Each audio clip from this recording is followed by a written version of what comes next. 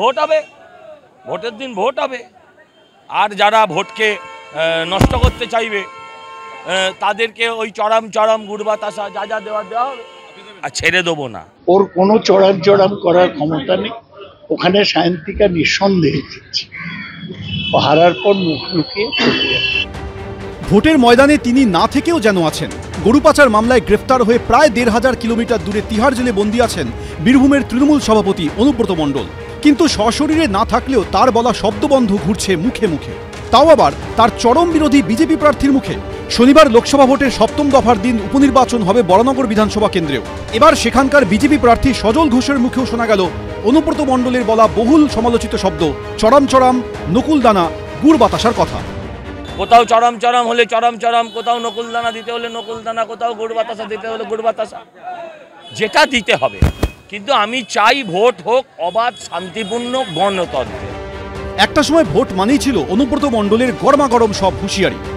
আমরা চড়াম করে ঢাক বাজিয়ে যারাই নমিনেশন ফাইল করবে তাদেরই গুড় বাতাসা দিয়ে জল দেবে। আমি নকুলদানা দেবো এবারে, একটা প্রচন্ড গ্রীষ্মকাল।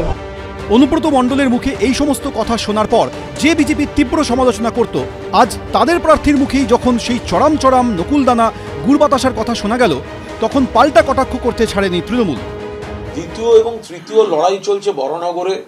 দ্বিতীয় এবং তৃতীয় কে হবে, এই গোটা 2 আর 3-এর লড়াইয়ের মধ্যে নানা রকম তারা নজরে আসার চেষ্টা করছেন মরিয়া হয়ে কথা। সেখানে প্রথম যিনি হবেন তৃণমূলের সায়ন্তিকা বন্দ্যোপাধ্যায়, তিনি এবং তার দল মানে আমরা ওই 2 আর 3-এর সব ছেলে মানুষই বিবৃতির মজা দেখছি। 1 নম্বর আসন সায়ন্তিকা জিতে বসে আছে। ভোট আসা মানেই নেতা নেত্রীদের মুখে শোনা যায় হুমকি হুঁশিয়ারি। তাতে যে কেউ পিছিয়ে নেই তা বুঝিয়ে দেন সবাই, প্রয়োজনে অন্যের শব্দ ধার করে হলেও। সমীরণ পাল, শিবপ্রসাদ পাল ও কৃষ্ণেন্দু অধিকারী, এবিপি আনন্দ।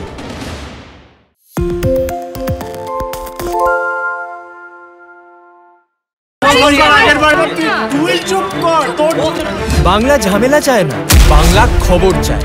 বাংলা খবর, বাংলার খবর। আরে চাটা দে। ভাই আমার একটা চা দেন। কি হলো আমারটা? বাংলা পক্ষপাত চায় না, বাংলা খবর চায়। বাংলা খবর, বাংলার খবর। আরে চাটা দে। ভাই আমার একটা চা দেন। কি হলো আমারটা? বাংলা পক্ষপাত চায় না, বাংলা খবর চায়। বাংলা খবর, বাংলার খবর। সত্য অন্তহীন, সত্যের খোঁজও তাই, সত্য সন্ধানে তাই আমরা অক্লান্ত, অকুতভয়। এবিপি আনন্দ নতুন ভাবনার প্রতীক, যা মনে মুক্ত, তথ্যে যুক্ত এবং যাবতীয় সীমানার বাঁধন থেকে মুক্ত।